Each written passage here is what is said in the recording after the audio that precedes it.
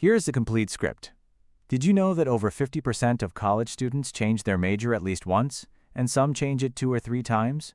If you have no idea what you want to do with your life right now, you are not behind. You are completely normal. But here's the thing. The students who figure it out fastest are not the ones who just wait for inspiration to strike. They follow a specific process. And today, we are going to walk through exactly that process together.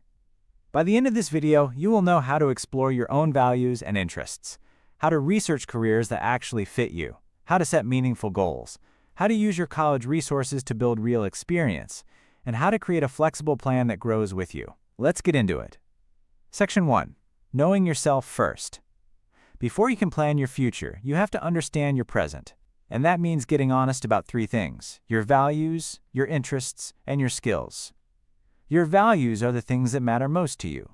Things like helping people, having financial security, creative freedom, working outdoors, or leading a team. When your career aligns with your values, work feels meaningful. When it doesn't, even a high-paying job can feel empty. Your interests are simpler. What do you genuinely enjoy doing? Not what you think sounds impressive. Not what your parents want for you. What actually holds your attention when you have free time? And your skills are the things you are already good at, plus the things you are willing to develop. Some skills are technical, like coding or writing. Others are transferable, meaning they work in almost any career. Things like communication, problem solving, and time management. Here is a quick exercise. Take a sheet of paper and write 3 columns: values, interests, skills. Spend 10 minutes just brainstorming. No judgment, no editing, just write. What shows up at the intersection of all 3 columns is usually pointing you somewhere meaningful. And here's the question to keep in mind as we move forward. Once you know what matters to you, how do you find careers that actually match it? That is exactly what we are covering next. Section 2. Exploring careers with intention. Most students explore careers by accident. Someone mentions a job, it sounds cool, and suddenly that's the plan. But intentional career exploration is a totally different approach, and it leads to much better outcomes. Start with a tool called the Occupational Outlook Handbook, published by the U.S. Bureau of Labor Statistics. It is completely free online, and it gives you detailed information on hundreds of careers, what the work involves, what education you need, how much it pays, and whether the field is growing or shrinking. That last part matters a lot for long-term planning. Another powerful method is something called an informational interview. This is not a job interview. It is simply a conversation with someone who works in a field you are curious about. You reach out, ask if they have 20 minutes to chat, and you ask them what their day actually looks like. The good parts and the hard parts. Most professionals are happy to help a curious student. These conversations give you a real picture that no website can offer. You can also try job shadowing, where you spend a few hours or a day following someone through their actual workday. It sounds simple, but it is one of the fastest ways to know whether a career is right for you or completely wrong for you. The goal here is not to find the perfect answer right away. The goal is to narrow the field through experience, not just imagination. So what do you do once you have a direction? You need goals, and not just any goals, strategic ones. Section 3. Setting goals that actually work. You have probably heard of SMART goals: specific, measurable, achievable, relevant, and time-bound. And yes, they work. But let's talk about why most people set goals and still fail to reach them. The problem is usually one of 2 things. Either the goal is too vague, something like, I want to do well this semester, or the goal is so big it feels overwhelming, so you never start. The fix is to break big goals into smaller actions. Let's say your long-term goal is to become a physical therapist. That is your 5-year goal. Your 2-year goal might be completing your prerequisite courses with strong grades. Your 1-semester goal might be earning a B or better in biology and volunteering at a local clinic. Your goal for this week might be emailing a professor to ask about research opportunities. See how each small step connects to the big picture? That is intentional goal setting. And when you write these goals down, actually write them down, research consistently shows you are significantly more likely to follow through. One more thing, build in checkpoints. Every month or every semester, review your goals. Are they still relevant? Did something change? Adjusting your goals is not failure.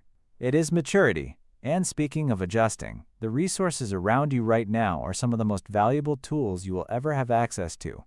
Let's talk about using them. Section 4. Using your college resources. Here is something that will shock you. Most colleges offer incredible career support, and the majority of students never use it. Your campus career center can help you explore majors, build a resume, practice for interviews, connect with employers, and find internships. Many career centers also offer career assessments, personality-based tools that help match your traits to career fields. These are not magic 8-balls, but they are great conversation starters. Faculty advisors and professors are another underused resource. Your professors have industry connections. They know which internships are worth doing and which graduate programs have strong reputations. Going to office hours is not just for when you are struggling in a class. It is relationship building that can open real doors. Internships and part-time jobs in your field of interest are also essential. Real-world experience does two things. It teaches you skills no classroom can replicate, and it helps you figure out what you actually want or do not want before you commit to a full career path. Clubs and student organizations matter too. Leadership roles, event planning, community service, all of it builds your resume and your network. And your network, as you will hear again and again throughout your career, matters enormously. So what ties all of this together into an actual plan you can follow? Section 5. Building a flexible career plan. The final piece is creating what is sometimes called a career development plan. Think of it as your personal roadmap, not a rigid rulebook, but a living document that guides your decisions. A solid career plan includes your current self-assessment, your values, interests, and skills, along with your short, medium, and long-term goals. It lists the resources you plan to use, the experiences you want to gain, and the people you want to connect with. And it includes a timeline with built-in review dates. The most important word in career planning is flexible. The job market changes, your interests evolve, technology reshapes entire industries. A plan that cannot bend will break, so build one that expects change and welcomes it. Students who plan tend to graduate with more clarity, less stress, and better outcomes. That does not mean everything goes perfectly.